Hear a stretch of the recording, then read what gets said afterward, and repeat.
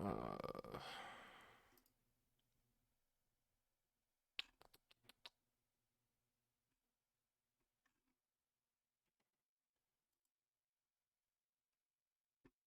I probably forgot something. I'll find out soon enough.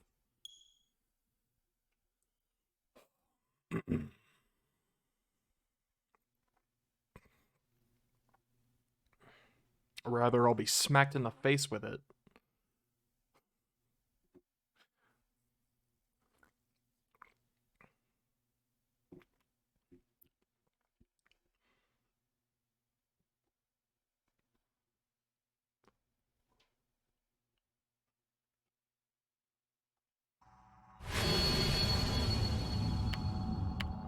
Oh god, did I plug this in wrong? Oh no! Why? Okay, there it is. Oh my god. I knew I'd missed something. Continue. Shogun.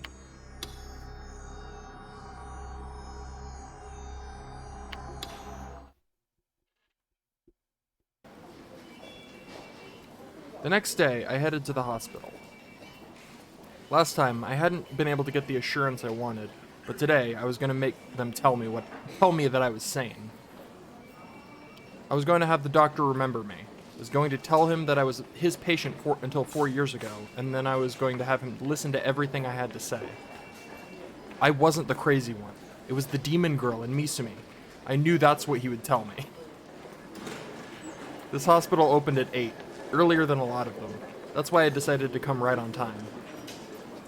Only to find the lobby sofas packed with old people. How? How could there be this many people here when it had just opened?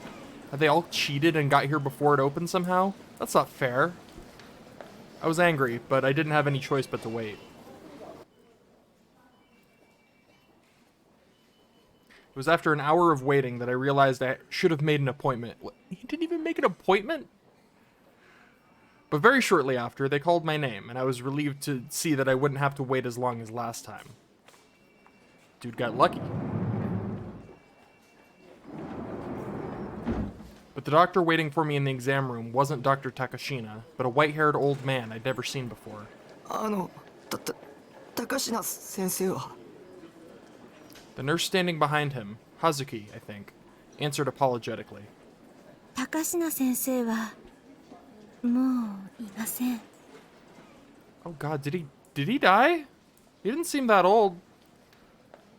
Oh もうい no. ないというか、過労がたたって先週末に倒れてしまわれてね。今週はそれでずっと休みだよ。 Damn, okay, he's not dead though. That's good. Oh no, my one ally. Wait, was it really overwork that made him collapse? 陰謀だ悪魔女の陰謀だ西条さん This'll convince them you're sane. Real off to a great start here, boyo. She must have poisoned his food or sent him a threatening letter to stress him out. It was the demon girl's doing. She was trying to isolate me. I had no intention of letting anybody but Dr. Takashina talk to me, so instead of getting an exam, I fled from the hospital. Again, really gonna hammer home the whole I'm sane part, you know, just really making a good, strong case for yourself. くそ I leaned up against the fence on the roof and looked up at the sky. Shibuya's sky was an ugly color. 病院にはもう行かない方がいい The demon girl's net was closing in on me. Maybe there was nowhere for me to run. Maybe that detective I'd met yesterday was actually fake and working for her. Maybe she'd used him to test me. I mean, the timing was just too good to be a coincidence. She'd showed up in my room right after the two of them had approached me. She was a demon, after all. She wasn't human. She could easily control somebody's mind. I didn't have any proof of this, of course, but I also didn't have any proof that she wasn't a demon. That's... okay. Ugh. So I just had to assume the worst if I was going to survive. Wasn't there anybody on my side? Everybody felt like my enemy. Everybody felt like they were working for the demon girl. 助けて。誰か助けてよ。 Why didn't I have anybody on my side? Why was no one helping me? Why did this have to happen to me? I felt so lonely. I wanted something to support me, someone to protect me, something to protect me. Anything, anybody who could offer me help. And I thought back to Fess, to Ayase Kishimoto, and what she told me when I met her at school. I'd been too busy with my delusions to hear it, but Misumi had told me she'd said this. Find the sword and salvation awaits. ケン。 If this was a video game, the plot would probably involve me being a hero who needed to find a legendary sword to defeat the Demon King. And probably, unlock the seals and defeat the 4 legendary enemies to unlock its true power. Anyways, oddly enough, I'd heard the word sword from 2 3D girls lately. You've also literally seen these girls holding swords. But, And there was still a chance that Fess was on my side. Girl B, Senna, I think, was likely on the side of the demon girl from the way she'd acted, though. A sword. ケンだ。ケンを手に入れるんだ。そうすれば。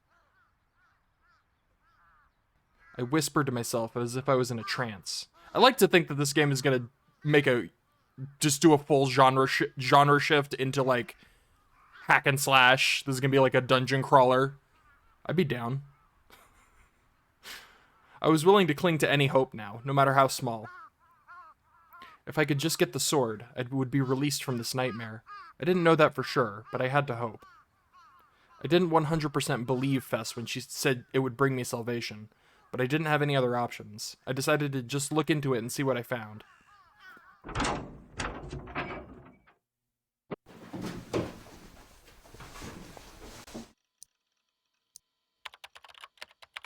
Just Google sword.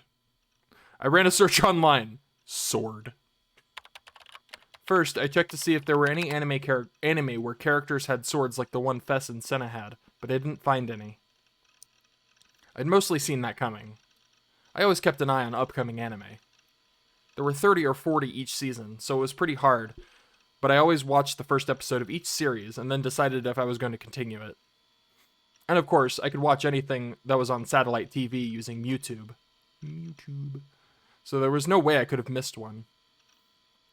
And I hadn't seen any anime with weird swords, especially ones with such distinctive shape. I would have been sure to remember them if they'd showed up, and I didn't remember seeing anything like them at all. Unless, of course, I'd been controlled by someone else when I watched the show. Next, I decided to search for the swords themselves, not anime.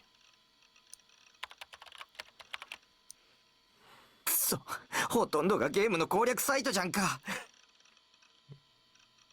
Some of the swords that came up in the results were ones I recognized well, like ESO's Shangri-La Edge. I wasn't getting anywhere. Damn you, game facts! I needed to find that sword, and fast. I had a feeling that Senna Girl had said something more specific. What was it? Remember or you'll be stuck in this nightmare forever. I don't remember either.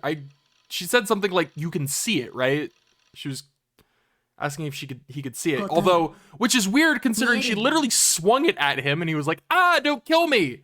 Which kind of implies that, yeah, he could probably see it. I feel like at that point you don't really need to ask. That's right. D sword. D sword. Right, the D sword. I searched for that word. Here's something that I find really funny in a lot of games, shows, etc. So he heard her say D sword, right? So he knows how it sounds. How would he then know how to spell it in order to search it online? Because, like, when I hear D sword, if I didn't see it spelled out like that, I wouldn't assume it's spelled like that. I mean, maybe it's different with Japanese characters, but I feel like there would be a similar, like, difference in, like, how it's pronounced and how it's spelled specifically. I just always find that funny. Anyways.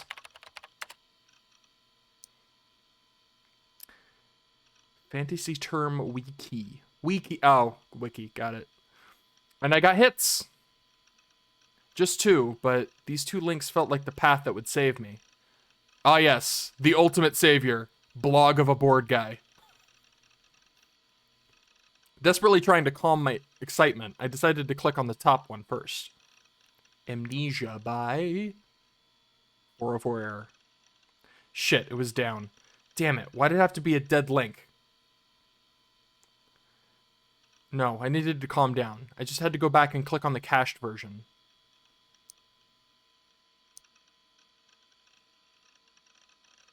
I still don't understand why it's wiki pedophilia. I don't understand. I don't get it. I don't like it. I don't know why it says that. The page had an illustration. It was based off a description in old text, supposedly.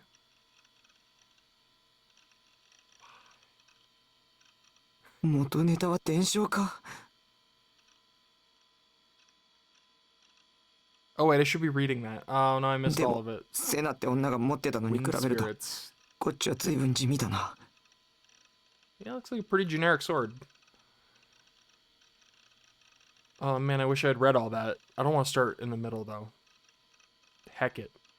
Why did it have to be such a minor weapon anyway? Why couldn't it be Excalibur, or the Blade of Kusanagi, or something else big and famous? Leviathan! That's my favorite fantasy sword. No, this wasn't the time to complain. Whether it was famous or not, if it was going to save me, I didn't care. I decided to look into it a bit more. I tried the second link on the search page. The phrase, I bought a D-sword, stood out to me. Could you buy D-swords? It's always gotta be weird. Ah yes, the daily diary of a masturbation addict. The author was an... Oh god, every time. The author was evidently a man, which meant it wasn't the demon girl or Senna. That's presumptuous. Is he basing that just on the fact? I feel like women can be masturbation addicts. I don't know. Also, damn it, I skipped it again. And they certainly didn't have the same writing style as Shogun. Either way, either they were a different person entirely, or the person writing the blog was deliberately disguising their writing style. There was no way to tell from here, so I stopped reading. Okay. I guess he's basing that information on more than just that. I don't know. Store of the page referred to, Town Vanguard, was evidently in Shibuya. I want to read all this, but at the same time, I really don't. It's so hard to read. It felt like too much of a coincidence, or maybe I was being paranoid. Also, I still hate the layering of words on top of words. It's driving me nuts. Maybe the reason I'd run into 2 girls carrying D-swords in Shibuya was that the place selling them was here. Weird things got popular with small subgroups of people here in Shibuya all the time, right? I searched for Town Vanguard, but I couldn't find the store's page. I did find a page with a map, so I downloaded it. If they didn't have a public page, they probably didn't have an online store either. I searched the Taboo auction site too, but didn't find anything. I'd have to go to the store directly to see for myself. I didn't really want to leave the house, but... 剣は手に入れなくちゃ。手に入れないとダメなんだ。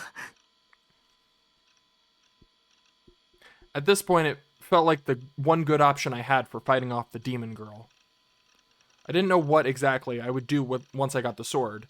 I didn't have the courage to try and kill her with it or anything. But something inside me made me think that if I got the sword, maybe I'd feel just a little less afraid. That was it. The D-sword was like a good luck charm, something to keep me going. There was something strangely compelling about it.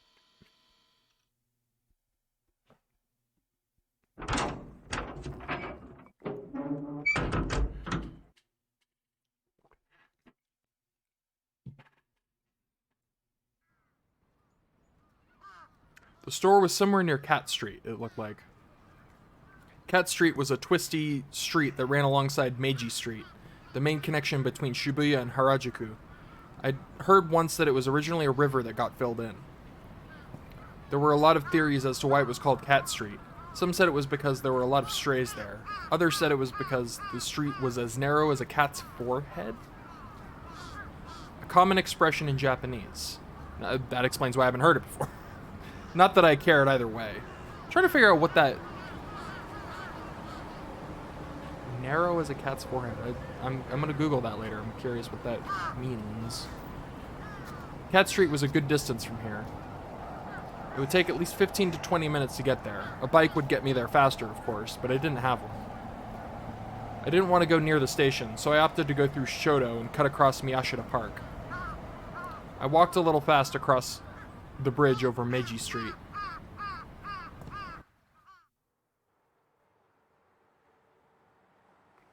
Whew, I was finally here. I was in such a hurry that I was starting to get frustrated at how long it was taking.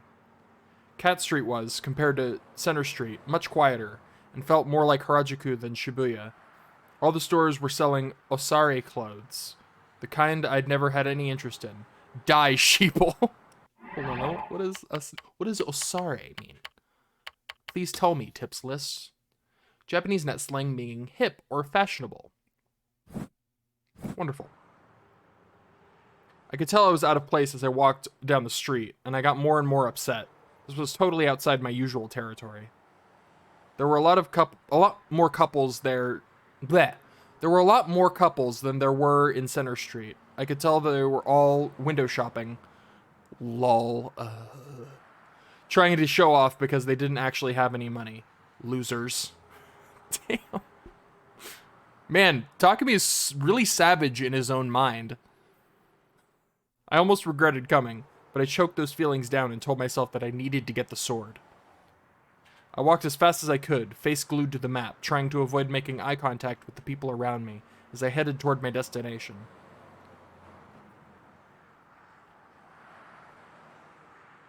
Town Vanguard was down a narrow side street off of Cat Street. ここか One step down a side street and the whole place felt very different. The alley was narrow, cramped, and dirty, much too small for a car to travel down. The buildings were all old, traditional wooden houses, or empty stores with their shutters pulled down, and all the shutters had graffiti sprayed on them, too. You see, even if Cat Street looked fancy with its luxurious brand storefronts, that was all just fake. This dingy alley was the real Cat Street. Behind the facade, it was nothing but garbage and run-down old buildings. Oh god, I'm about to move this. Of course, I didn't like the backside any more than the facade. I wasn't any more at home here than on the main street. I only had one home, ESO. Town Vanguard turned out to be a smaller and gloomier shop than I'd expected. I could tell why the blogger who'd mentioned it had called it an underground.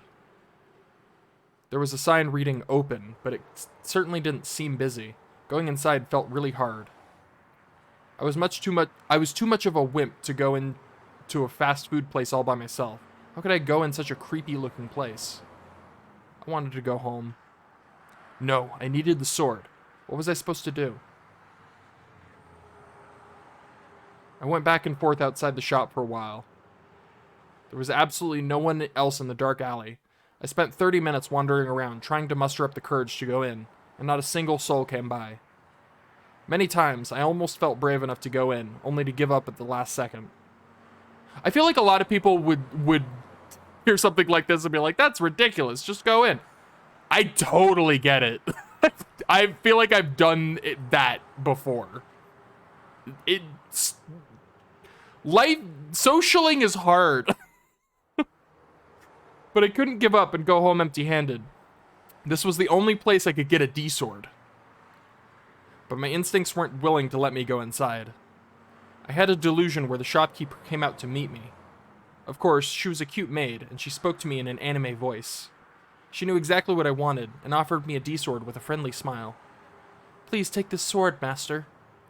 I could be such a horn dog sometimes. Everything would be so much easier if that happened, I told myself. And maybe my wish was heard by someone, because a 3D girl did come out of the shop. Her outfit wasn't anything like I'd expected, though. It was some kind of ethnic clothing. It looked really flashy, but the girl herself seemed really gloomy.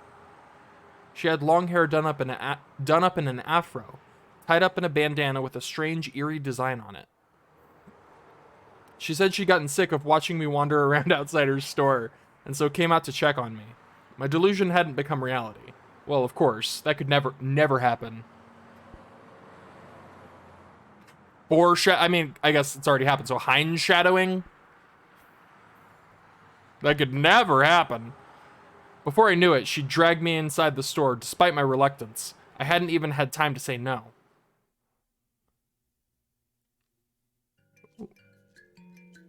I'd ended up inside. I'd overcome the first hurdle, at least.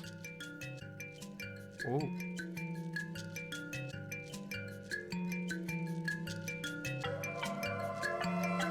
That's really creepy. But what if this store was actually owned by the demon girl? And the whole D-sword thing was a plot to lure me here. I could be killed at any minute.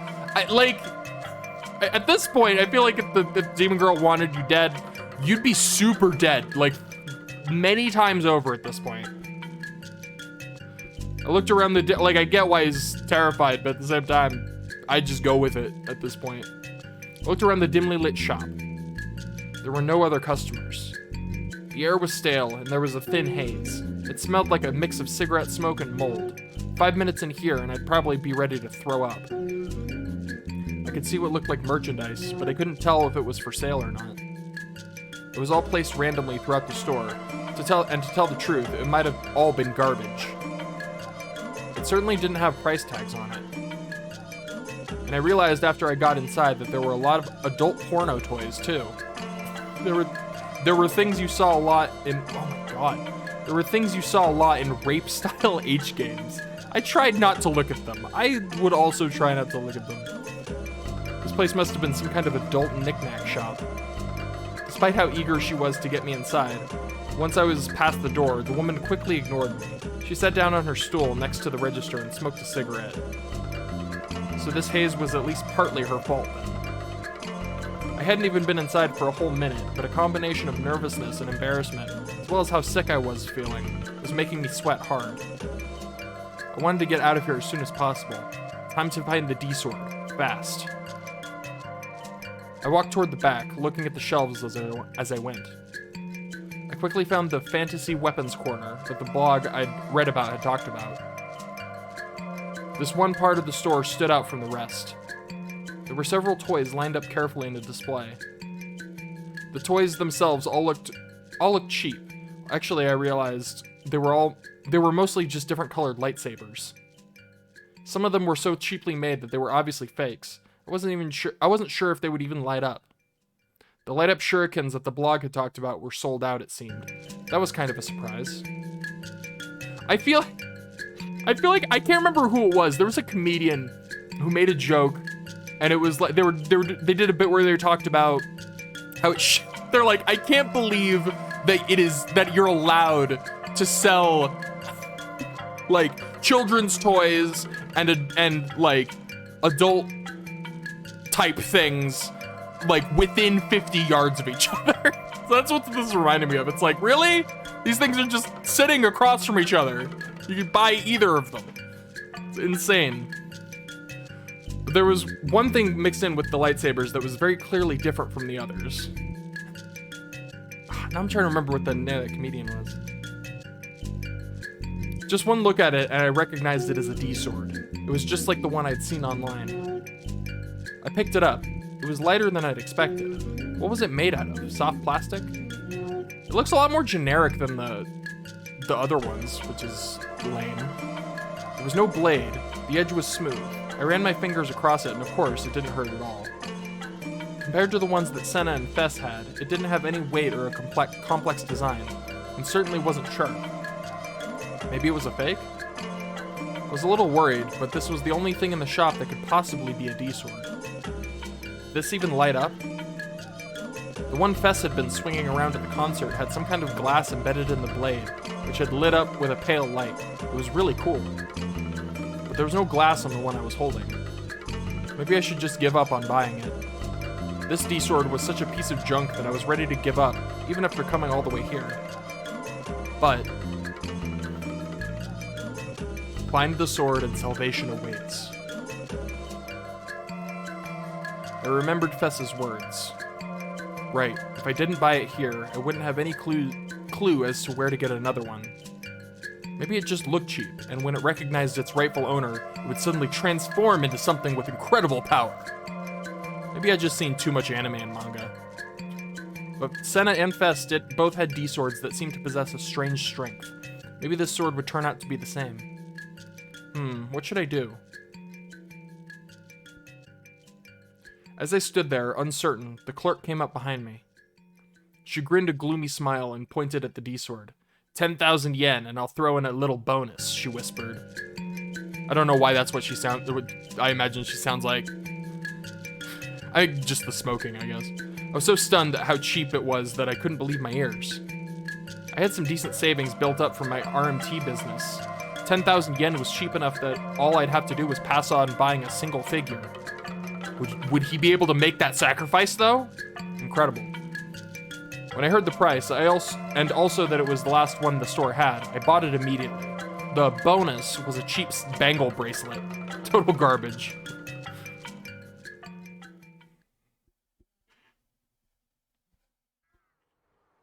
The true nightmare began once I bought the sword. Tan Vanguard didn't ship. You had to walk home with anything you bought. Wow. Even if it was a toy, the idea of carrying this huge sword across the middle of Shibuya was enough to quench any excitement I felt. I'd already paid, though, and the clerk steadfastly refused to return my money. This was going to be incredibly humiliating. I had to walk down some of the most fashionable streets in Tokyo holding a giant toy sword. Of course, the Dokyun couples and well-dressed ladies all chuckled at me as they walked by. Damn it. Wish they'd all die. I headed home, delusions filling my mind of me swinging the sword wildly and murdering everyone in the streets. Wow. Oh, God.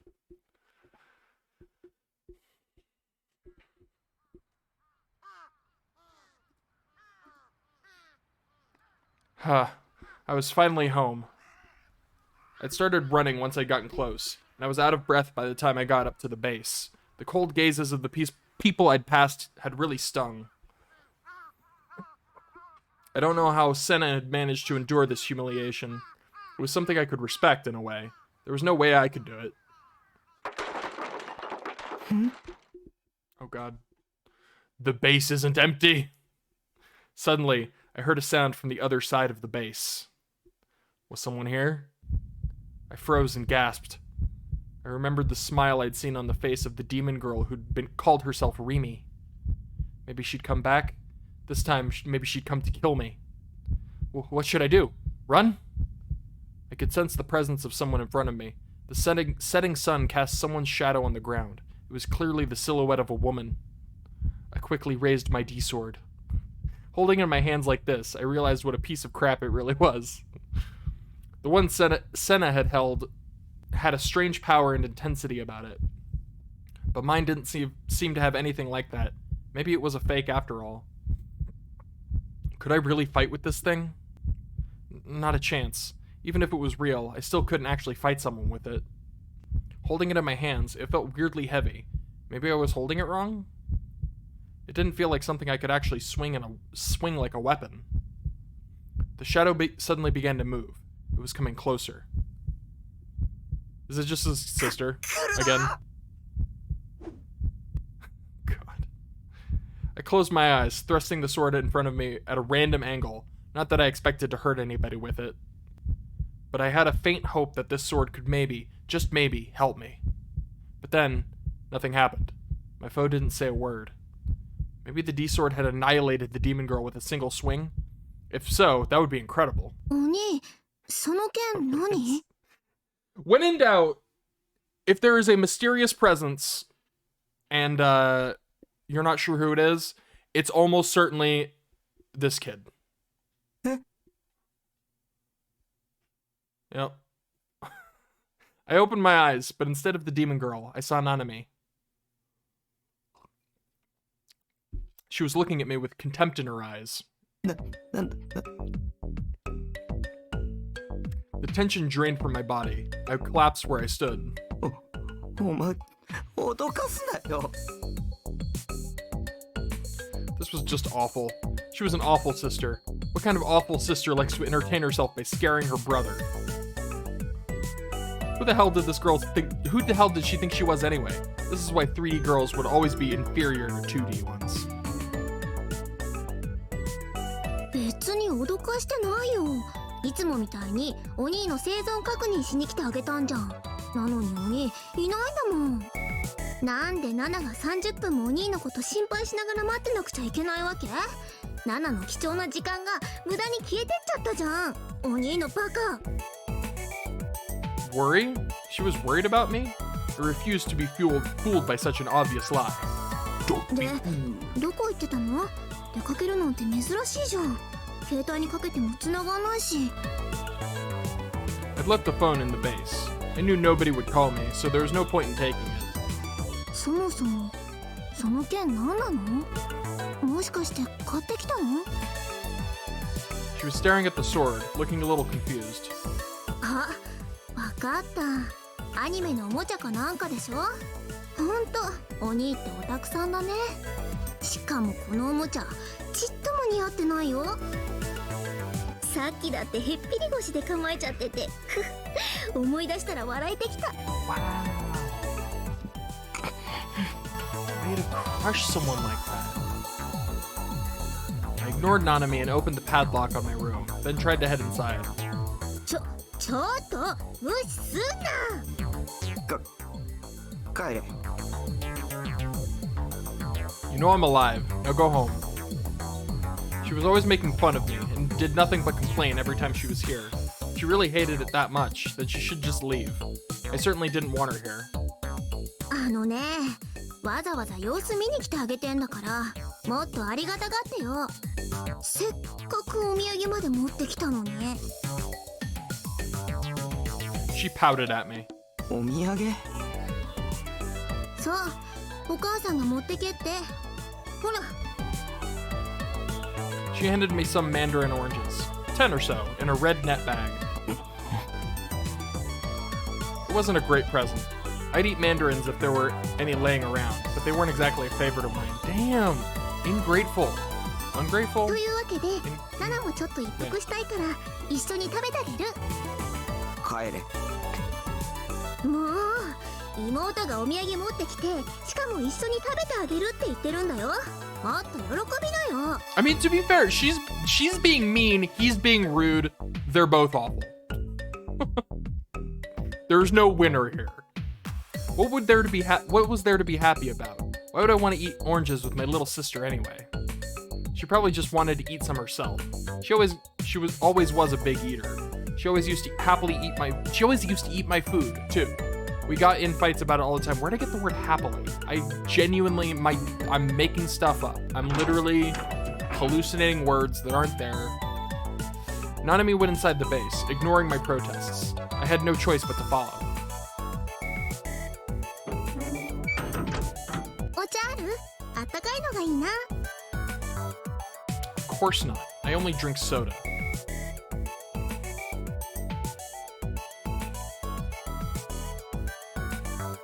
Word. Nanami sat down on the sofa and took out an orange. I sighed and set the D-sword up against my computer desk. I didn't need the bangle, so I tossed it off into a corner. あれ？それ何？ Nanami quickly picked it up off the floor. へえ、かわいいバングルじゃん。これも買ってき It たの？ actually is pretty cute, I'm not お gonna lie. 兄にしてはいいセンス。 Cute? How? It was just a cheap thing, probably not worth more than 500 yen. Nanami just had terrible taste. I ignored her and took a seat at my desk, grabbing an orange as I did so. ねえねえ、なんでこれ捨てちゃうの？だっていらないしじ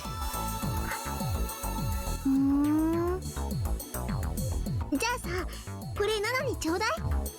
はあいいじゃん、どうせしてるならさ。たまにはお兄ちゃんらしく妹にプレゼントの一つでもしてよ。 Not a present, it's just some junk you want. 勝手に持ってけば。本当？やった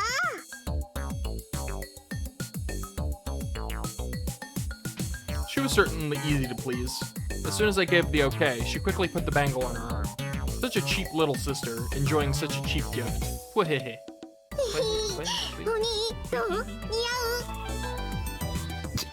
全然。あっそう。お兄のバーカ。I gave her the present. I gave her a present, right? So why was she treating me like this? What kind of little sister calls her brother a jerk? Where did she learn to do that? Go play 100 H games and learn how to behave properly. バーカ。 She was smiling too. I was getting really angry. これ気に入っちゃったからもう返さないもんね。っていうかお兄からプレゼントもらうなんて初めてのような気がする。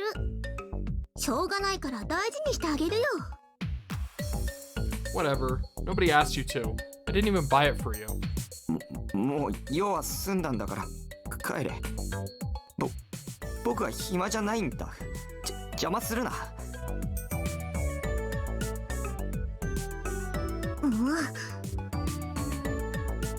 Suddenly, she looked upset. そんな言い方しなくてもいいじゃん。それにみかんまだ食べてないし、お茶もまだ出してもらってないよ。 Doesn't have any tea! おめえに飲ませるお茶はね。 She got my nerves at this point. Listen with your ears, both of you.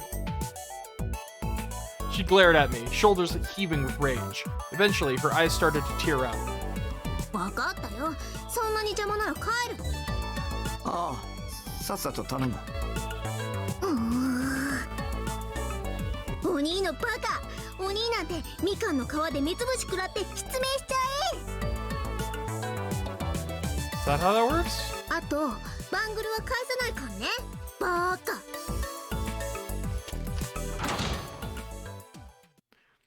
What a bizarre interaction.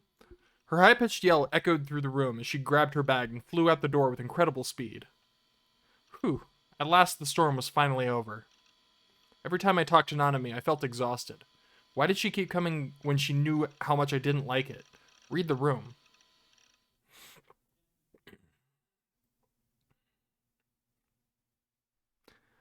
Like, I mean, I partly do get it. It's like, 期待以上の結果に終わりました。 I get it. You want to check on your brother, make sure he's alive, all that. But, like, maybe don't actively antagonize him and be a dickhead about it. G Like, they're both rude and mean to each other. Siblings, am I right? バイオリズムコントロールも順調なのかね。渋谷の GE レートは他のエリアと比べて高い値を持っていると同時に安定性についても特筆したものがあります。それゆえに意図的に操作しやすいということか。 Look at frickin' そして渋谷にいる人々のバイオリズムを急激に引き上げることもまた。 like a Socrates back there with that, like, angular beard. 実験結果についてはレポートをご参照ください。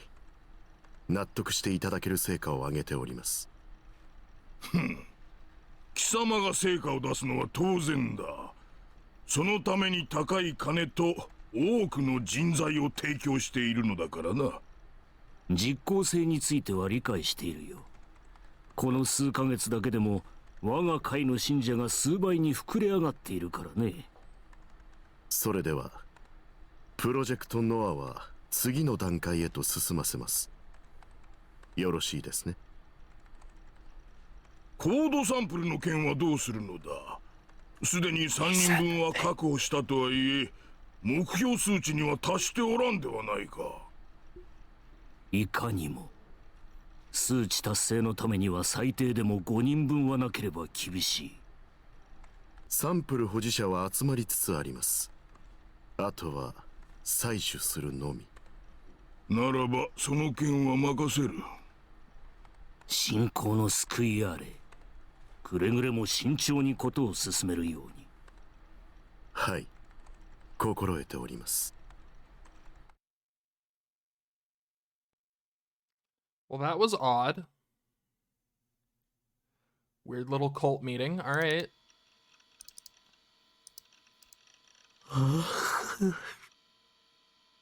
そろそろ寝るか。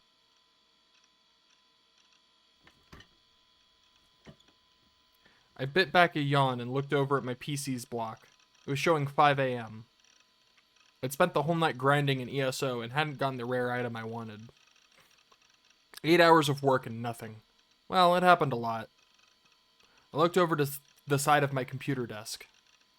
The D sword I'd bought yesterday was still there. It was close enough that I could grab it at any time. It hadn't glowed at all, for what it was worth.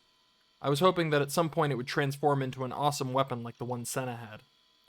On the monitor, Grimm's avatar had just leveled up. My Nightheart was max level, so he wouldn't level up again. As I rubbed my tired eyes, I wondered if it was time to make a third character after Lizelot. I found myself thinking about experience points. They were something you saw a lot in video games, but the way I saw it, there were experience points in the real world too. When I'd started in ESO, I'd been a completely clueless newbie, but now I was Bazilard's famous lightning-fast Nightheart, the game's ultimate warrior, whose sword is currently clipping through his hair. Or, wait, that might be the hilt. Never mind, that's the hilt. It looks like... It does! It looks like the sword is clipping through the back of his hair, because the crossguard is the same color as the hair. That's funny. Anyways, so, for instance... Was it possible that some of the person inside was it possible that some of the person inside me's experience points had been reset somehow? Maybe that's why I had forgotten things that I should have known. Maybe that's where the weird inconsistencies in my memories had come from. Like with Shogun or the Demon Girl. Before I'd lost my experience points, I, that is, the person inside me, had used the nickname Shogun in chat. Maybe the demon girl, Rimi, had been a big part of my life too, and I wasn't a friendless otaku. No, that was going too far. That's still weird, like... Anyways. Maybe before, I'd had some kind of incredible power that would have let me fight the demon girl. I wondered if I was the only person who could come up with an idea like this. Not that it really seems that strange to me. Humans could only ever judge things by standards they created for themselves. Did that mean it was possible that I, and not just me, but everyone else in the world, was wrong about everything? When I was little, I'd gone to the dentist, and they'd said to me, "You did a great job not crying when it hurt so much." Back then, I'd felt kind of proud for enduring the pain, like I'd done something special. But looking back, they were probably judging how much pain I was in by looking at how bad the cavity was. But maybe the same level of pain was really bad for some people, not so much for others. Maybe the way people felt things or sensed things was totally different. Take giving birth, for instance. I'd seen a lot of people online, for instance, saying that women could handle the pain, but men couldn't. Or what about marathon runners?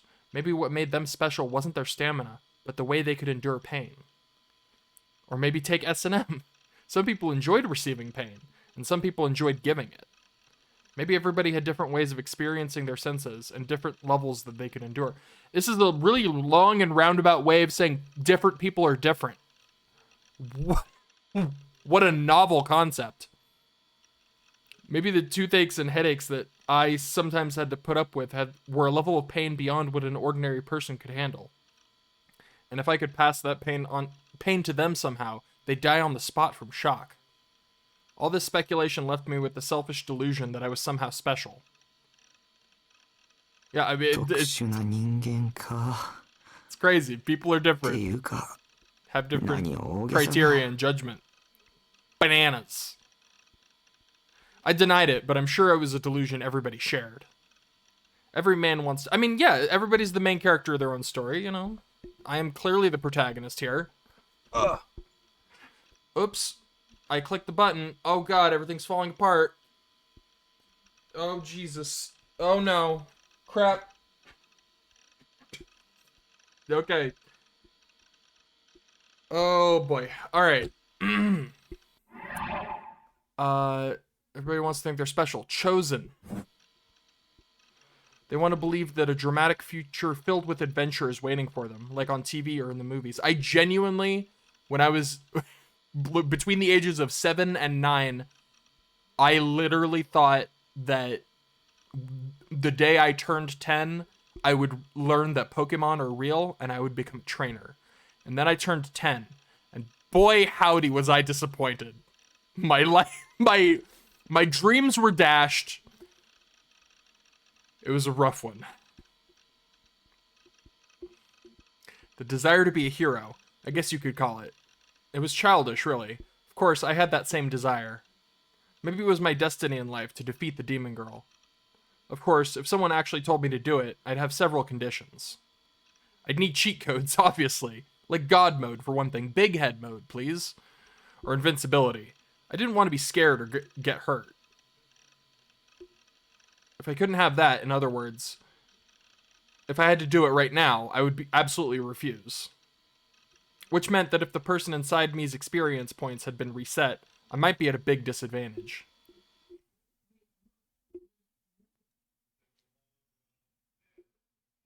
Alright.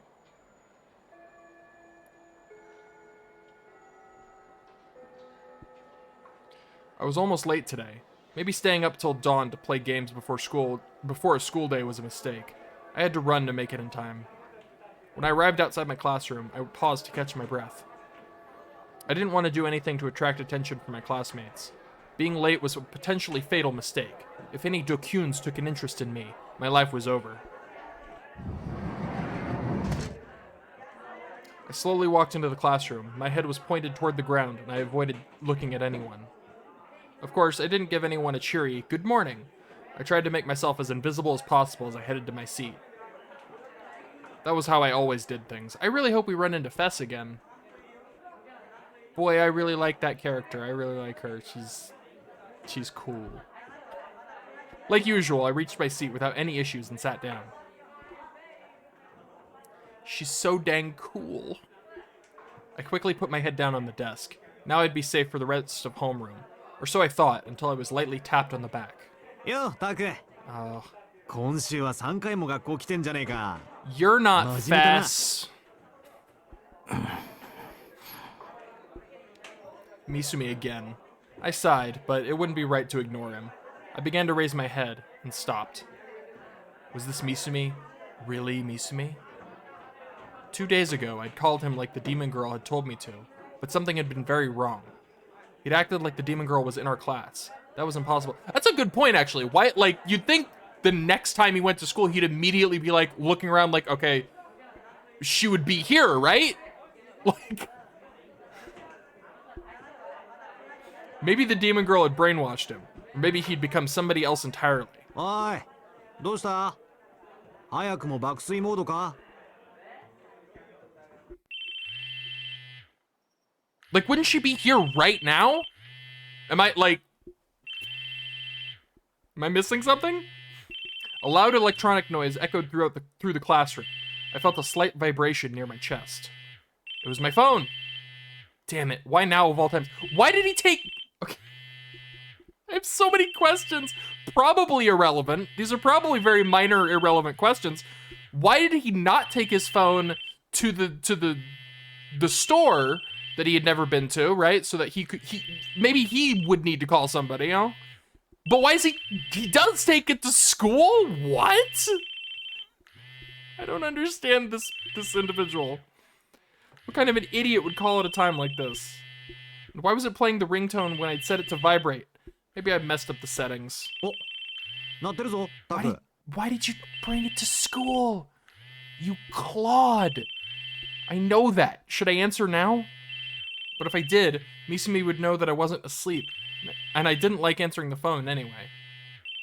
But if I didn't answer, though, it would annoy the rest of the class. Having my phone's ringtone drown out the rest of the classroom was bad. I needed to stay invisible. This was really bad. おい、出ないのか？マジで寝てる？ This is so awkward. But now I'd missed my chance. I couldn't move. This is incredibly relatable. This is like my actual anxiety. It does this where it's just like I missed my chance to act, and so now I am frozen, and I just hope the event goes away. Suddenly the sound and vibration stopped. It must have gone to voicemail. Wow, that was very relatable and Anyway, I let out a sigh of relief, being careful not to let Misumi hear me. I was glad I'd learned how to set up voicemail. なあタク、相手は誰だ？まさか女か？この前一緒に帰ったあのメガネの子だろ？そうなんだろ？ Gosh, shut up! I'm already attracting too much attention because of the phone call. Please just leave me alone. Was Misumi always this annoying? He was always too friendly, but he hadn't always been this annoying, right? やめなよ。 So she is just there. And has been the whole time. I mean, I guess that's why he's so surprised, is because he's been there the whole time and he's like, I would have noticed, and I'm thinking the same thing. He would have noticed, so I guess we're on the same page. That voice, it was coming from right next to Misumi. そっとしておいてあげたら、大臣。なんだか疲れてるみたいだし。 She's just there. She's just there. She was in this classroom, acting like she belonged here. どうせゲームのやりすぎだろ。お前、タクに甘すぎるぜ。だって大臣は女の敵だし、そういう人には優しくしません。 She was talking like she belonged here. She was fitting in, like she belonged here. I was too scared to look up. I didn't want to admit that girl was there. ま、別にお前に優しくしてもらわなくても、俺には優しくしてくれる女はたくさんいるんだよ。だから、そういう発言が良くないんだってば。彼女さんが聞いたら泣くよ。今の大臣の彼女が誰だかわかんないけど。ほら、チャイム鳴った。先生来るよ。 Had the demon girl really always been my classmate? No, that was impossible. She wasn't here 2 days ago. Misumi was the only one who talked to me that day, and I hadn't come yesterday. And now she was here today. How had she wormed her way in? As the homeroom chime rang, everybody headed to their seats. I fearfully looked up, trying to see as much as I could without moving my head. I wanted that voice to be a hallucination, and for that to happen, I needed to prove she wasn't in this room. I didn't see her. I didn't see the girl. Maybe it was a hallucination? My seat was in the 5th row. There were 9 rows in all. She wasn't in the seats in front of me. Did that mean she was behind me? But I didn't look back.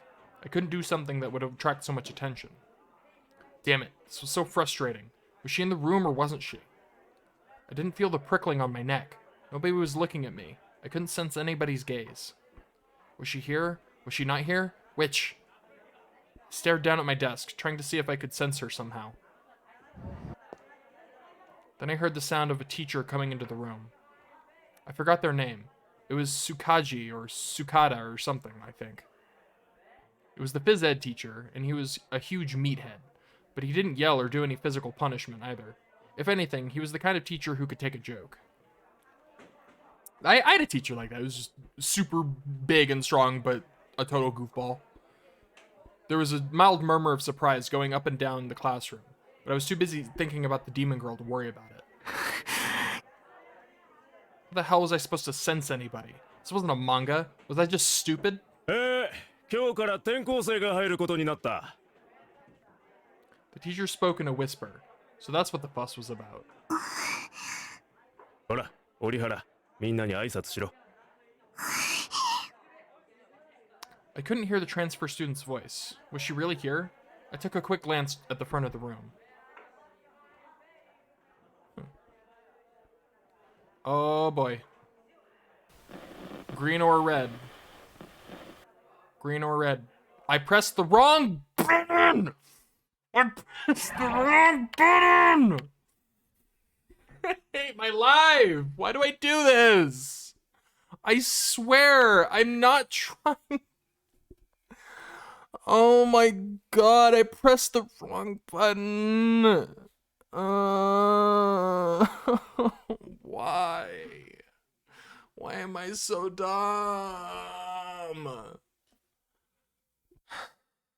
I need a moment to recover. Oh my god. I can't.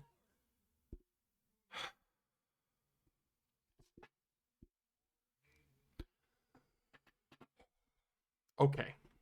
I'm back. I'm good.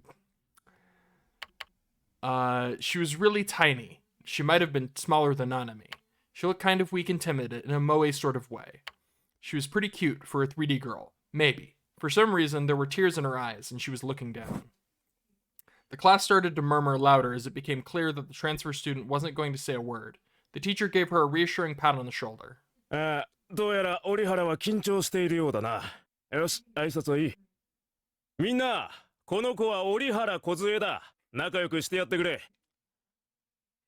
折原、席は一番後ろだ。席についていいぞ。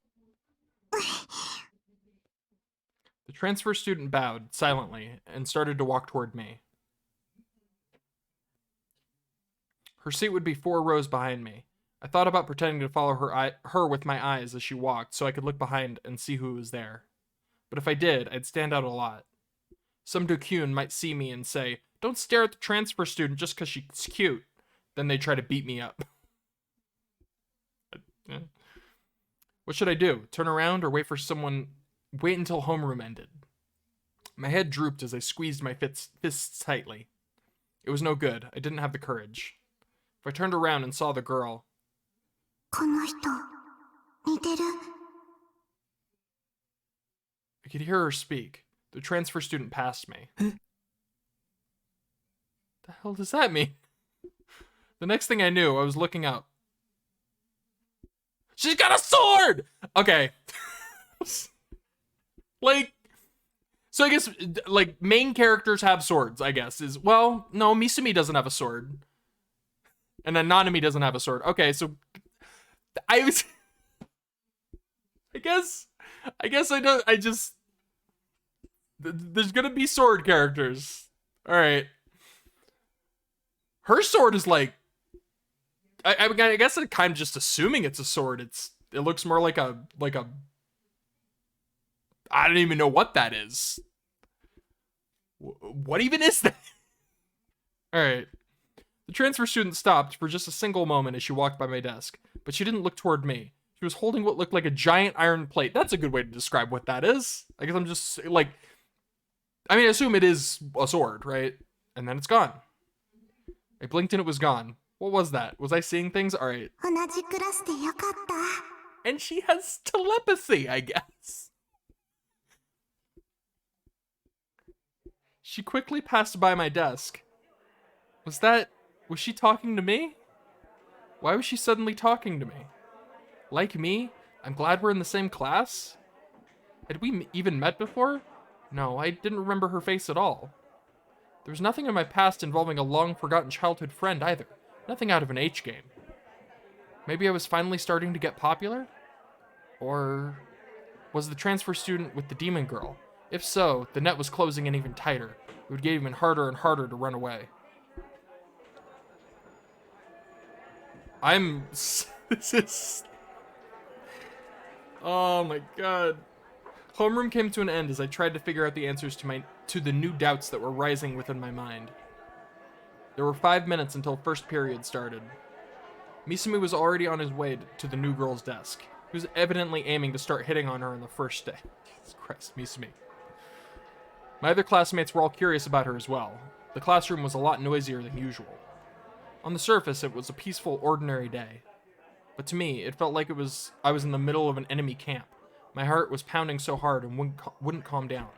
My whole body felt tense, and it took a lot of courage just to move a single finger. I was fighting the impulse to turn around, with the knowledge that doing so was suicide. タク Oh, snip. Oh, snip, snap. My breathing almost stopped. My mind went blank. The voice was right behind me. She was here after all. She was right here. 具合悪そうだけど平気 Run! Run! I I tried to, but my legs were shaking too much to stand up. As I sat there frozen, the demon girl, Rimi Sakihara, came around to my front. 汗びっしょり。風邪でもひいたんじゃない？ Just like she had 2 days ago, she sounded worried about me. Just like she had 2 days ago, she offered me a floral-scented handkerchief. I didn't take it in. Instead, I wiped the sweat away with my hands. なんて。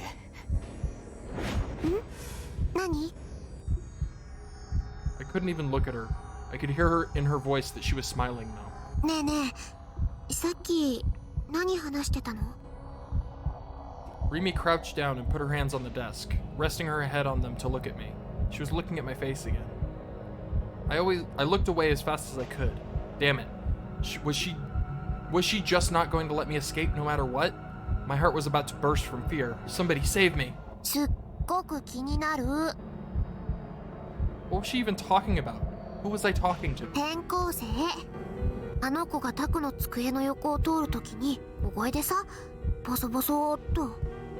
もしかして。 Oh, okay, she did say あ it. の子と知り合い？ There was some effect on her. Hold on. All the way back, because I swear there was like. 同じクラスでよかった。 There's like an echo. There's this weird echoey effect. So, and that made me think she was like mind beaming. She was like telepathying that. But no, I guess she did say that out loud. 似てる？この人似てる？ Yeah, that sounds like psychic words. I don't know. Why was there an echo? Rimi was still smiling, but was I imagining it, or did her voice sound like she was interrogating me? タクってリアルの女の子に興味ないんじゃなかったっけ？もしかして本当は興味あるの？ What do you care?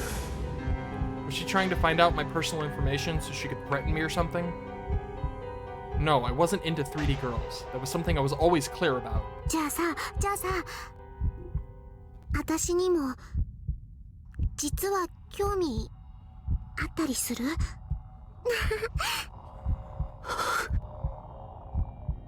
A freezing chill ran down my spine. More sweat was pouring down my forehead, even though I just wiped it away. Was that a threat? Was she telling me to join her? Or was she trying to act moe and seduce me so she could set me up in a trap? Alarm bells were going off in my mind. I couldn't say another word to the demon girl, or I was doomed. Doomed! I didn't even think about it. I just leapt up out of my chair and ran out of the classroom, tripping over the other students' desks as I went.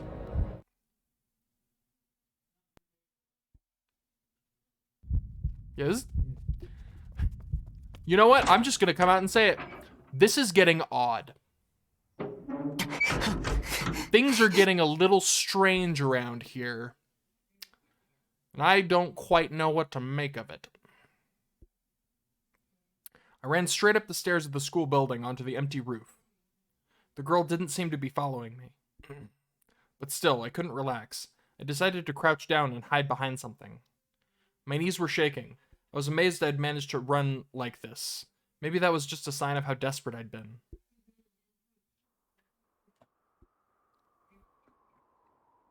I couldn't take any more of this reality. Even that D-sword I'd bought turned out to be useless. I couldn't take it to school. It would stand out too much. Yet everyone else's swords are invisible for some reason. I'd let my guard down. When Misumi had told me that Rimi was our classmate 2 days ago, I thought it was a lie or a delusion. But she'd really become a classmate. There was no sense in trying to figure out how she'd done it. She was the demon, after all. She could do things that humans couldn't. Maybe she'd brainwashed the class, maybe even all the teachers. I couldn't go to school. I couldn't go to the hospital. Yua had been at Cafe, and Shogun had found me online. Her servants were getting closer and closer to me, and they were launching constant psychological attacks, too. Maybe I'd do better just to not leave the base. Maybe I'd do better to just not leave the base. There were too many enemies outside in reality. They were constantly threatening my peaceful life. I looked up at the blue sky, where the white clouds were flying freely, blown by the wind. If only I could be like one of those clouds. Flying high in the sky with the clouds. I don't know why I'm singing now. About 3 hours passed. I spent the whole time silently crouched on the ground. For now, nobody seemed to be following me. Only after that was I able to relax. The problem was, what did I do now? Somebody was sure to come here to eat during lunch. Maybe my best option would be to run out of school and back to the base during fourth period. It would screw up my schedule, but I didn't have anywhere near the courage I'd need if I wanted to go back to class with the demon girl waiting. My bag was still there, but I'd just have to forget about it. The only things in it were books anyway. My important stuff, like my wallet and key, were all in my uniform pocket, right? I got worried and double-checked. Wallet, key, phone, they were all there. Only then did I remember that someone had called me earlier. It had really freaked me out when it happened. Not as much as when Rimi spoke to me, though. 一体誰だ The only people who could possibly want to call me would be my family. Yeah, that is weird, because they would know he's in school, so I'm not gonna pick up. It was most likely Nanami, right? She didn't care about whether she was bothering me or not, but she's also in school, right? You allowed to just call people? Who else would know that number? Oh, I also told those detectives. If it was them, maybe I should have picked up. We never did discuss exactly how they were going to send police officers to guard the base. The LCD display showed the number of the person who'd called. It didn't look like it was Nanami. I noticed I had a voicemail, too. Did I recognize the number from somewhere? I decided to check my call history. Okay, I'm going to press the correct buttons this time. So, I remember how this works. I could do green, or I could do the red. I'm gonna do green, because green is the best color. There were only 5 calls there. In other words, only 5 times had someone called me since I bought my phone. 3 of them were from Nanami. What about the other 2? There was the one from 5 days ago, and the one just now. Since their number wasn't in my contacts, it wasn't showing up as a name. Was it the same number, though? They were both from the same number. 03X73, it's a number. Doesn't matter. If they left a message, it must mean that they really wanted to talk to me. You can also just listen to the message, right? Am I, like, crazy? Okay, is the screen going all woobly? That's the sign. I'm looking at it. It is. It's woobly. The screen is woobly. This is not real. I'm confident in this nowadays. I guess I could listen. This is not real. None of this is real. It's all a lie. It's fake. 別にあんたの声が聞きたいから電話したわけじゃないんだからね。 Oh my god. なんとなく暇だったからとかその程度の理由だから分かっ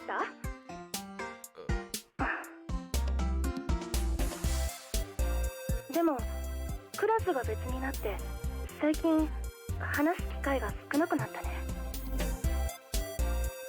あんた私のことどう思ってるわけ？ Yo, secret confession? 私に告ってみようとか思わないわけ？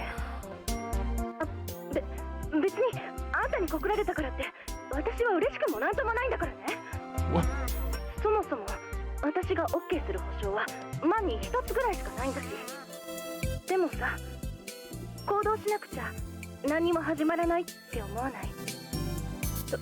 とにかくあんたは試しに告ってみること。分かった？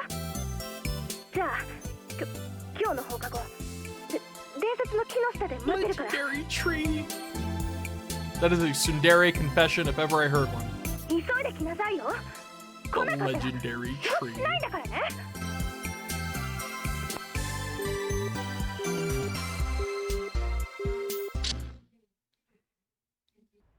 Didn't happen. Because you could tell because the screen. Yeah, that could totally happen. Wait, no it couldn't. Our school didn't even have a legendary tree.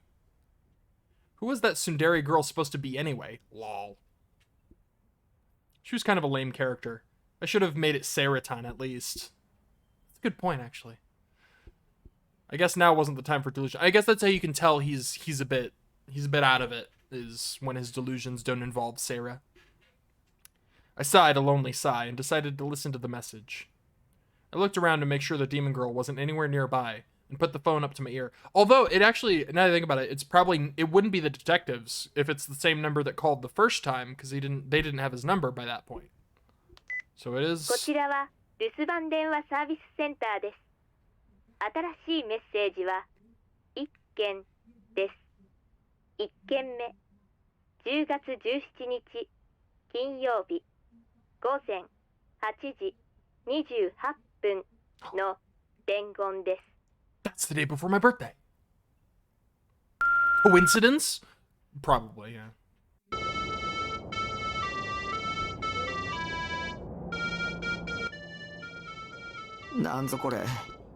Oh, okay. What I heard wasn't a voice. It was a melody I know well. It seemed to be playing somewhere far off in the distance. The caller might have been standing near a traffic light. You heard that melody a lot at crosswalks, to let the blind know the light had changed. The song was called Torianse.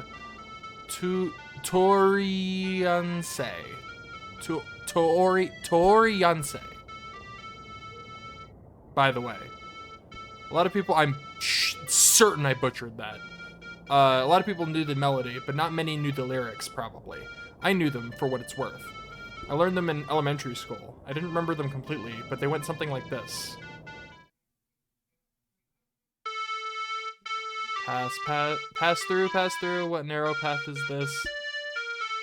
This is the narrow path of Tenjin. Please let us pass through. None may pass through, but that have business here. We've come to offer this talisman. I would try to sing it on beat, but there's no way. For our child's 7th birthday, the going is easy. Okay. Oh god, now it's just alarms. It sounded like the way back is beep boop beep boop beep boop. It sounded like an ambulance or something. It was probably a coincidence, but still, it was creepy.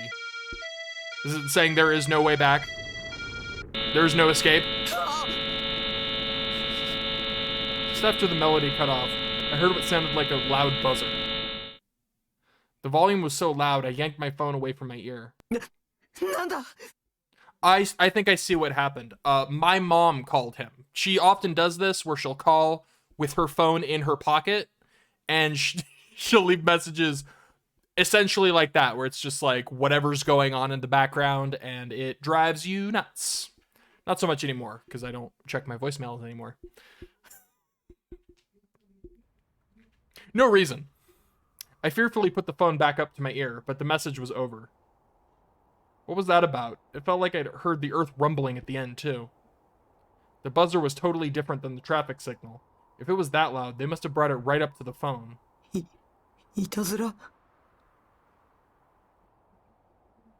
My heart was racing. Had I done something to piss somebody off?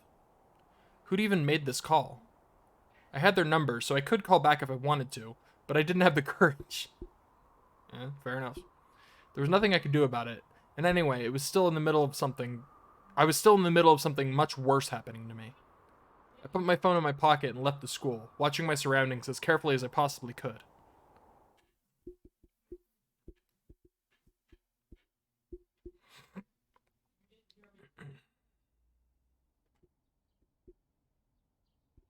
Takumi Nishijo's alma mater, Kitazawa Elementary School No. 2, was 5 minutes away from a privately operated train station. Yasuji Ban had the idea of talking to his old teacher, but when he called the school, he found they passed away. Instead, he'd opted to talk to the person he'd spoke to on the phone, the current head teacher, a man named Kamio. He and his partner had come here to do just that. It was a Saturday and the school was closed. Ban and Suo were standing in front of the school building, looking at it. There was a very eye-catching picture drawn on its outer walls. Ban wasn't the artistic type, so it was beyond him what the thing might be. It looked like a spiral, but it changed into 7 different colors from top to bottom, so it also felt kind of like a rainbow. Ban waved his fan as he stared at it. His partner Suo pushed the call button at the gate. Baden suddenly looked around. It felt like somebody was watching him. It was an unpleasant, clingy sort of gaze. It seems to be going around. 俺ってそんなにかっこいいか I like this guy. I don't know why. Something about him just immediately endears him to me. I hope he doesn't die. He struck a little pose. He looked stylish and cool, he thought. I also thought. 何変なポーズしてるんすか Here's this guy with his like half smile, half frown. It's actually crazy how like asymmetrical his face is. I really can't get over it. 裏門の方に通用口があるんで、そっちに回ってくれって。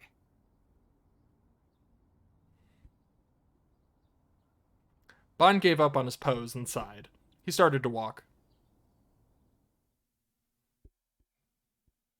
It didn't take long to find the teacher's office. The back gate led to the school's rear entrance, and a turn off the hallway inside took you there. There were, of course, no children inside the school. It may have just been the shiny linoleum, but the air felt cooler than it did outside. There were 3 teachers in the teacher's office. One of them stood up and bowed as the detectives entered. His rapidly graying hair was parted, and he had a pleasant smile on his face. This was Kamio. Bon and Sua brought out their IDs at oh my god. It's over. It's all over. I'm out. I can't. Bon and Sua brought out their IDs at almost precisely the same time, giving brief introductions before getting to the point. It was Sua's job to do the talking. ここの卒業生である西条匠くんについて教えていただきたいんですが。彼のことは印象に残っています。私は担任ではなかったから詳しくとなると無理ですが、それでも構いませんか。Sua nodded and opened his notebook to start taking down a memo. 西条くんはどんな子だったんですか？難しい子だと聞いていました。特殊だと。特殊？ There it is again. 本来なら I love that expression. It's 他 so の生徒 goofy. に混ざって勉強するのはとても困難な病気を患っていたらしく。具体的には？そこまで私が言ってしまっていいのかどうか。ご家族なり医師なりに聞いていただけますか。Almost all the schools were like this these days. They didn't want any trouble. They'd refuse to do anything that could result in an angry phone call from a parent. It made the cops' jobs a lot harder. 担任の先生はなんで亡くなったんです Also, there were like 5 spaces between cops and job. Like, am I crazy, or is there a ridiculous amount of spaces between those 2 words? 事故です。遠足の最中、乗っていたバスが陥没した道路に。あ、自分それ知ってるっす。ニュースでやってたっすよね。子供たちは怪我をしただけで、幸い命は助かったのですが、斉藤先生だけが犠牲になってしまい、なんともやりきれない思いです。西条くんもその事故に巻き込まれた。Kamio shook his head softly. あの子は当日欠席していて、バスには乗っていませんでした。欠席の理由は？病が悪化したと聞いたような覚えがありますが。Bond vaguely remembered the incident too. He'd seen the media standing outside the house of one boy who hadn't been injured for days on end, trying to get an interview. The boy had never shown himself, however. あれは悲しい事故だったんですよ。For some reason, Kamio repeatedly seemed to put emphasis on the word accident. Huh.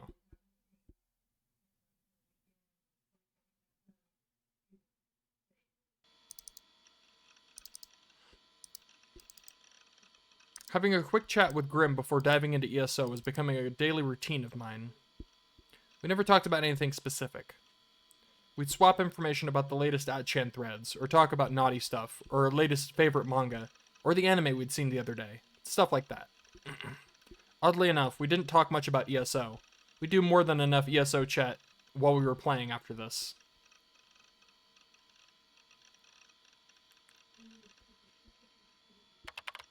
I keep forgetting I have to press the button.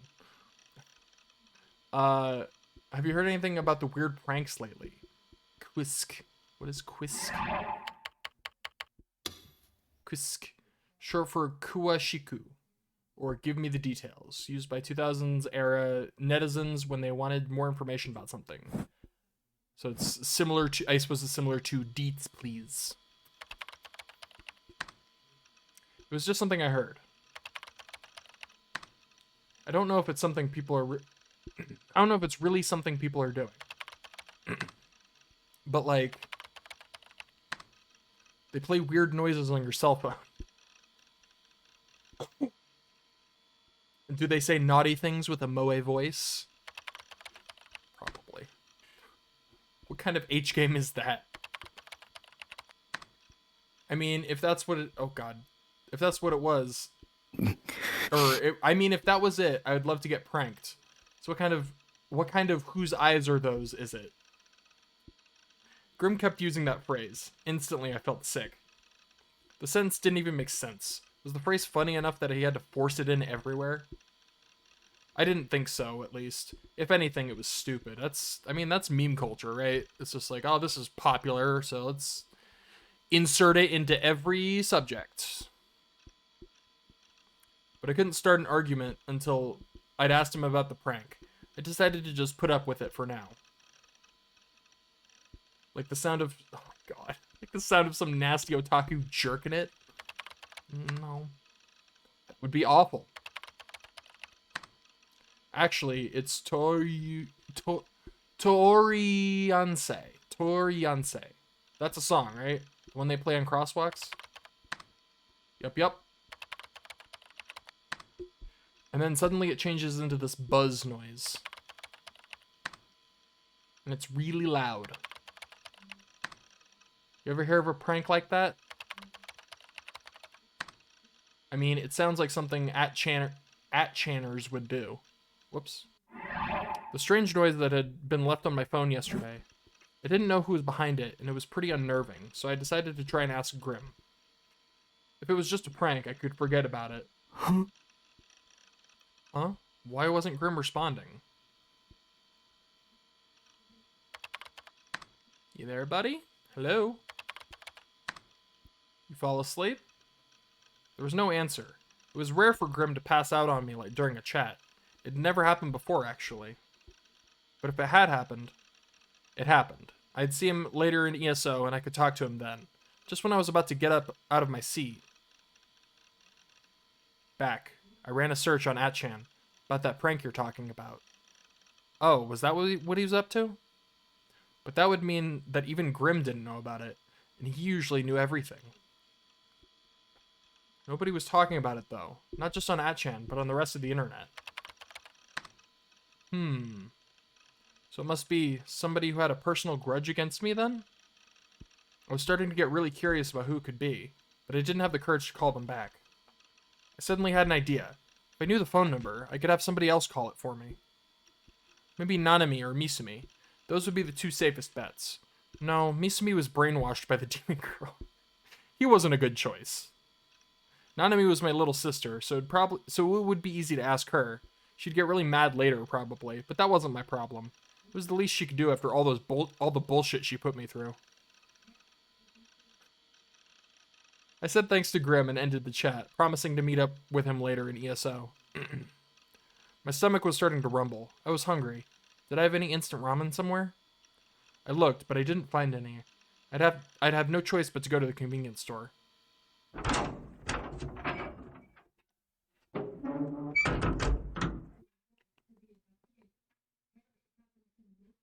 The sun had already set. I would have preferred not to be out at night if I could avoid it. Lately, only bad things had been happening at night. I headed to the convenience store, my feet moving faster than they usually did. It was Saturday, so normally I would have seen a bunch of people on the street. Today it was empty. All the stores that would usually be open were closed. It was kind of strange. Maybe I'd forgotten what time it was? I thought it was 7 p.m., but maybe it was actually 2 a.m. or something? Nah, no way.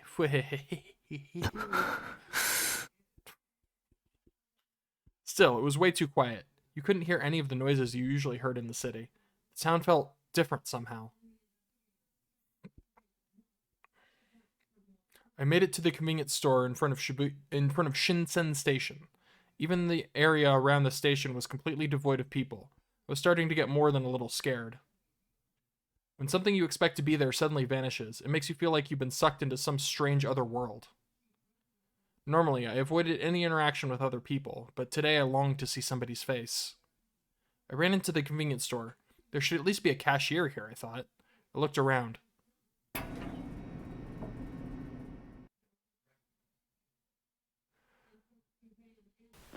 We went green last time. I'm gonna go red. Like, I don't even know what to expect with these anymore. I used to think it was like, oh, positive and negative, but like, it's starting to seem like it's just red and green. There was nobody.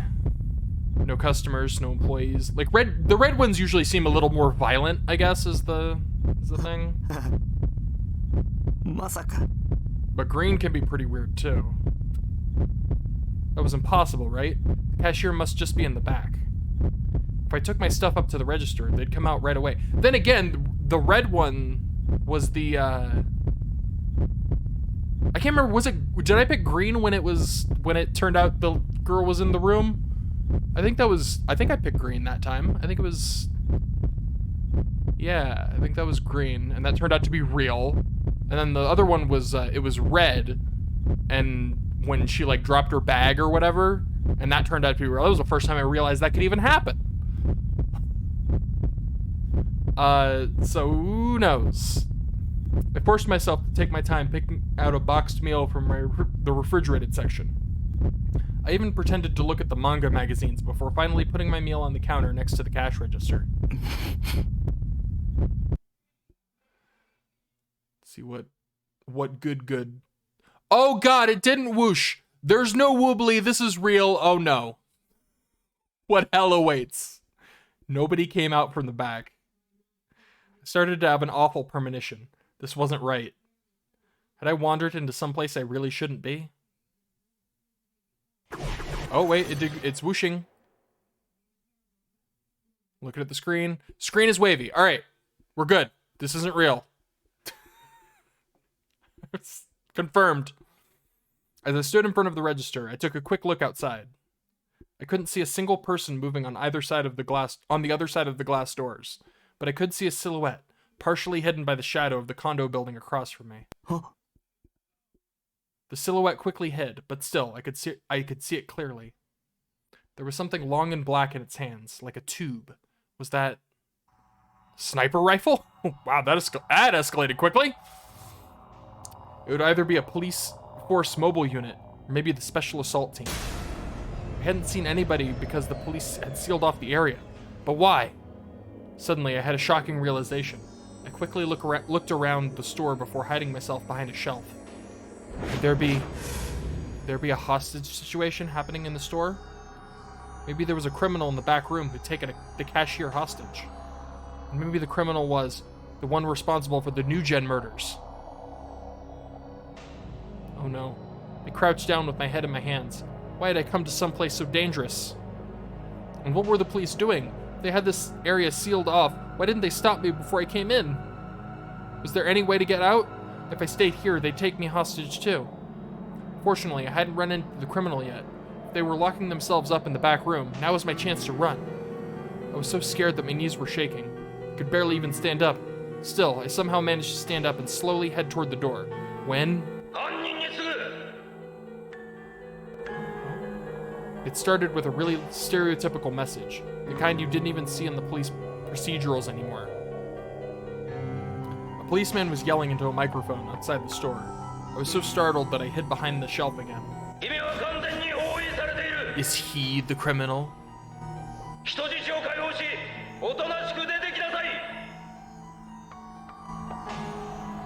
It was like something out of a cheesy old movie. Didn't they have any hostage negotiators or anything?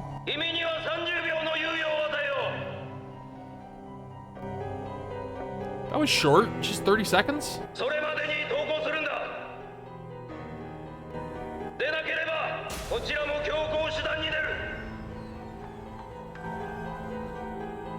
Wait, force? Were they going to put the hostage in danger?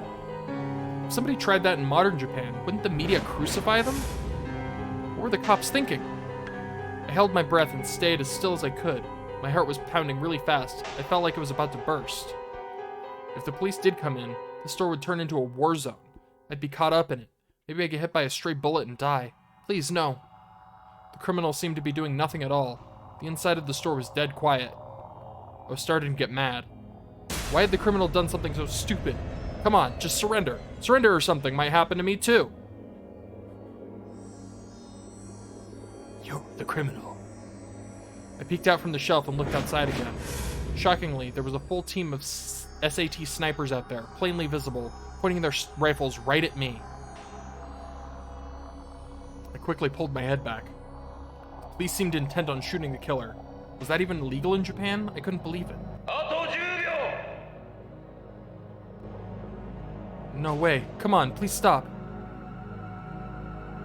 I looked around helplessly before I happened to look down at my hands. For some reason, my hand was holding a knife. It was stained red, too. This was blood. I was confused. When did I get this knife? Where did it even come from? I heard a moan right next to me. The cashier was lying there. It was a dull, unimpressive-looking college kid. His hands were bound behind his back, and his mouth was sealed with tape. He was staring right at me. His eyes were flush with terror. Why was he looking at me? Don't look at me like that. You're looking at me like I'm the criminal. Wait, the criminal? Am I the criminal? Are we the baddies? No, it's not me. I didn't do anything.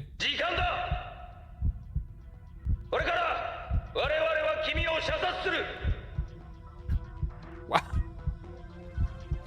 No. No. Yeah, I don't think this is how that works. No! Bad end. Nah, just kidding. It wasn't real. Please don't act like that. Why would they scream fire anyway? Sheesh. This wasn't an old war movie or something. Several minutes had passed while I was lost in my delusion. There was no sign of any employee at all. I wanted to believe that the cashier was just asleep, so I waited another 5 minutes. There was still no sign of the cashier or anybody else. There wasn't even any sound. I finally got so scared that I just put the thing back on the shelf and left.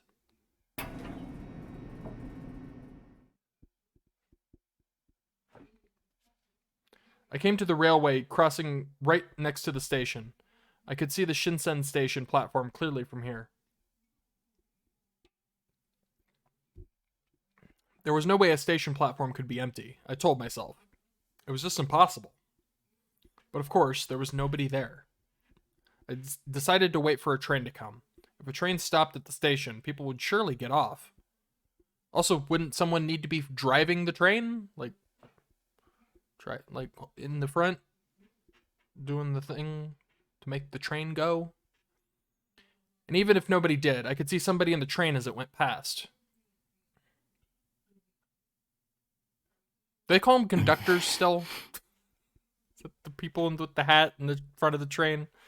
Or am I thinking of like the 60s? I waited 10 minutes and there was no sign of any train.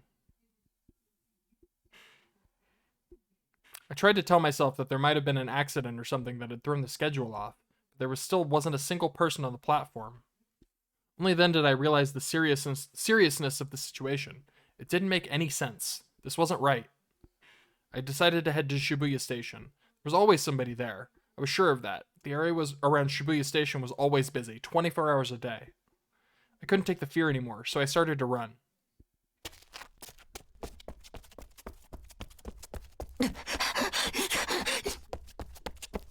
I ran as fast as I could. Even when I started running out of breath, I still didn't stop. I wasn't sure if I'd ever run so hard in my entire life.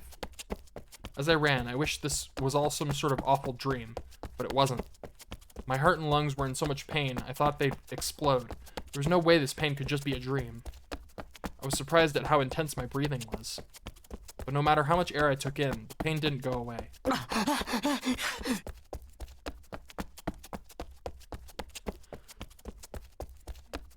I headed down Dogenzaka Hill and finally got within sight of the 107 building. By that point, my legs were barely moving. My body felt incredibly heavy. But I forced my legs to move forward. I didn't even have the strength left for looking around me. My entire consciousness was focused on getting me to Scramble Crossing, the symbol of Shibuya. Almost there, just a little more, and I just had to make it past the 107. Then I'd be in the busiest place in Japan, the place where everyone mixes together when the walk sign changes. That's why it's called Scramble. Scramble. Now I want some eggs.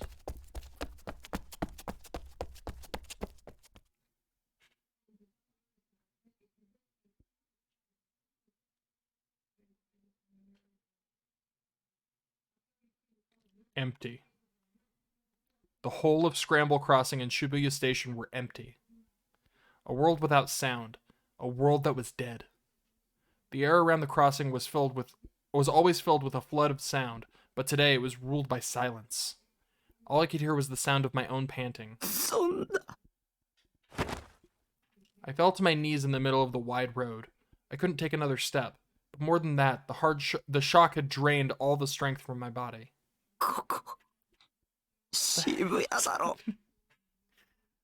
There was nobody to my left or right, or my back, or front, anywhere. It was the busiest time of the week, 7 p.m. on a Saturday.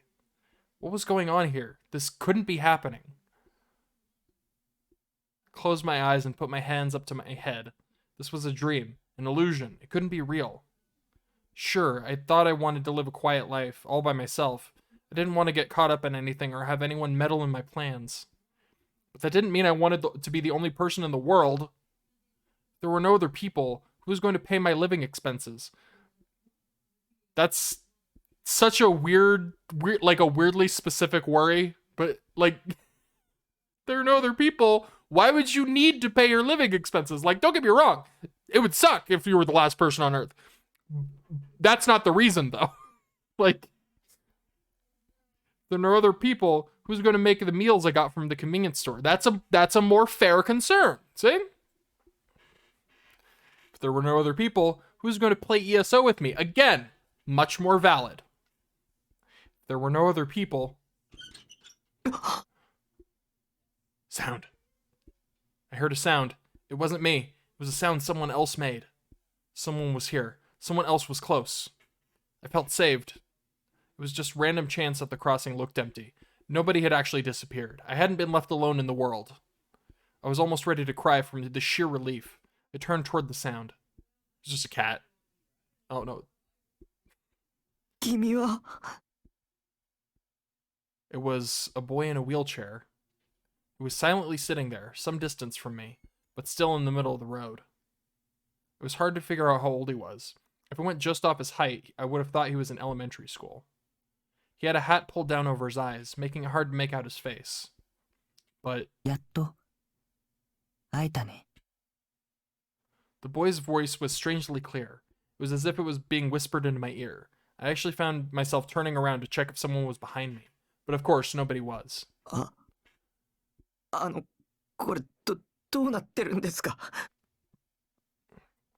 I asked him.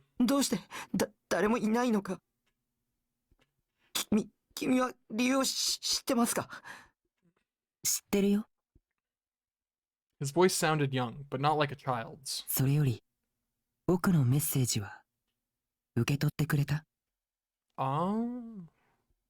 Message? I didn't know what he was talking about.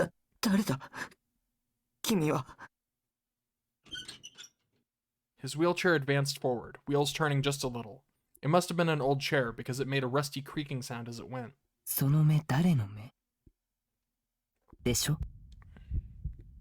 I wasn't sure what to think. Why had this boy suddenly said, "Whose eyes are those?" to me right here, right now? Who was he? 目覚めるんだ。早く出ないともっとたくさんの人が死んじゃうことになるから。君は一体。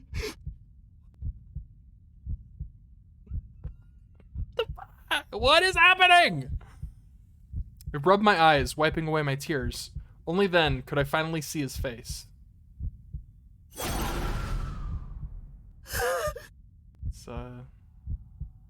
Boy wasn't a boy.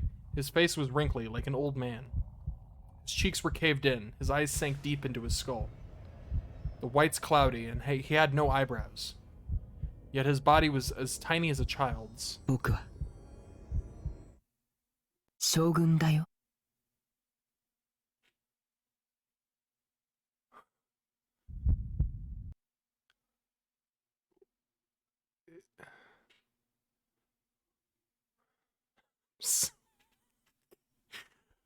For a moment, I forgot how to breathe. My head felt like it had been hit by a hammer. The ground seemed to shake. No, it was my body that was shaking. I put a hand on the asphalt to support myself. What? What had he just said?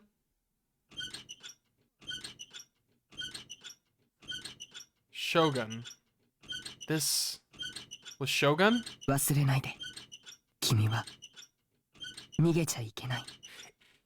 Like, we saw the thing earlier where he woke up in like a daze and typed something as Shogun. Is this like in his, is he sleeping right now and like this is an interaction he's having in his own mind? Like this currently is in his own mind talking to like the other him, the other personality in his mind. Is that what this is? I feel like that might be what this is. Then again, I don't know what's going on. That's my guess. That is my current, like, that's where I'm sitting. I think this is happening in his mind. He's currently interacting with, like, the other him. The Shogun in his mind. Oh, boy. I looked up and saw that Shogun had already turned away from me. His wheelchair was creaking as he slowly disappeared. And then I woke up in my bed. It didn't even occur to me to try and follow him, or ask more questions. Or to punch him in the face for getting me caught up in this. I wasn't any good at that kind of, any of that stuff. Also, the fact... is he just standing in the middle of the road now, with his cars everywhere? My head was starting to hurt. I felt an aching pain in my temples. I stayed on the ground, trying to endure the pain. The silent world suddenly began to fill with static. Who was that voice? Oh my god, that ringing is... I don't like it. Don't look at me.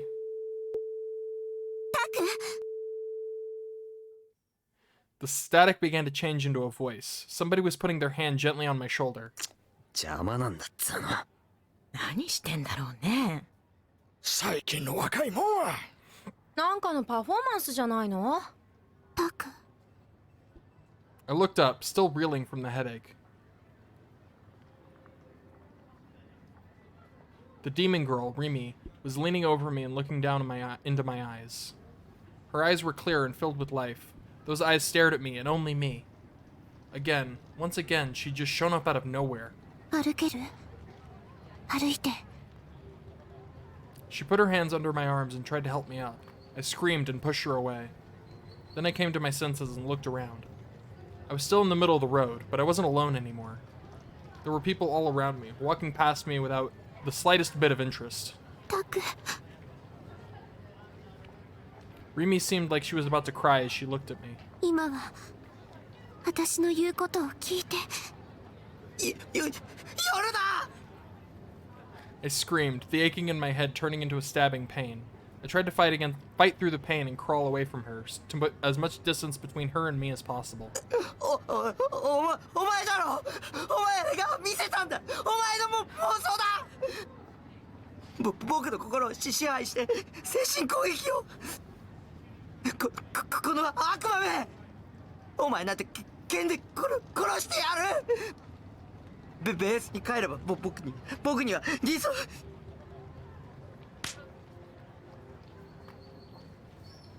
felt a sudden shock on my cheek. It stung and started to feel hot. Rimi had slapped me. This time, she was gonna kill me. I tried to crawl away as fast as I could. We're not really making progress here. But Rimi easily grabbed my hand. She pulled me close with a strength it was hard to believe a girl could have.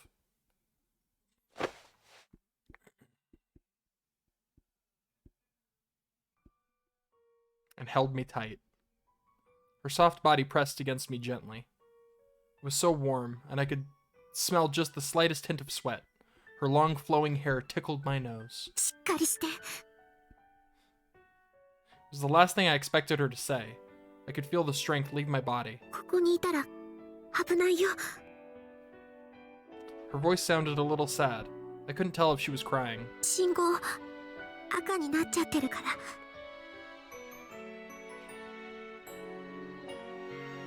I wasn't sure what to think. Wasn't she here to kill me? No, she's here to get you in the middle of the fucking road, dude! Why was she saving me? Wasn't that hallucination of people disappearing from Shibuya something she'd forced me to see? Once I'd felt this gentle warmth from her, once she'd held me in her innocent arms, how could I still be sure? How could I stop myself from thinking that maybe Rimi Sakihara wasn't a demon at all? Was I just a fool? Was I following for her tricks? The one thing I could be sure of was that I felt so safe and peaceful in her arms. What was this strange feeling? Rimi let go and then put her hands up to my cheeks and looked me in the face. Her eyes were a little red.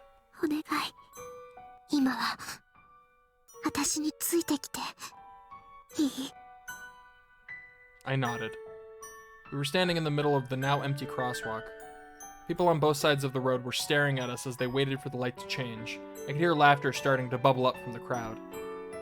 The cars all had their headlights pointed at me and were starting to honk their horns.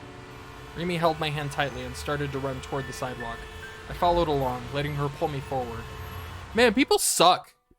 Imagine like going out and seeing like someone having like a mental break, right? And just like having an anxiety attack or something and like laughing at them. People suck.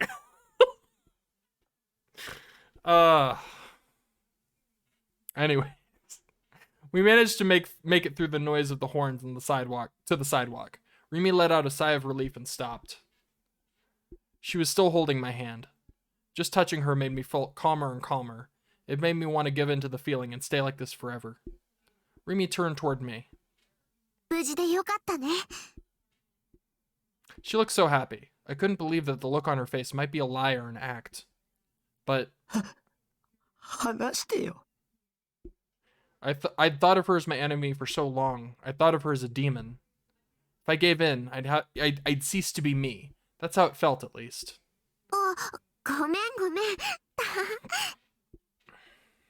She let go.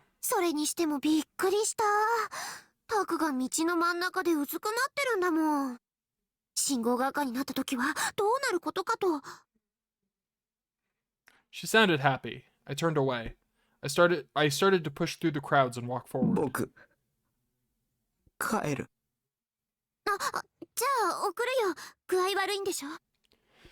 I could hear her chasing after me, but I shook my head no. The cheerfulness in her voice had vanished. I felt really bad, since she'd just saved me, so... I just barely managed to squeak out the words. Ugh.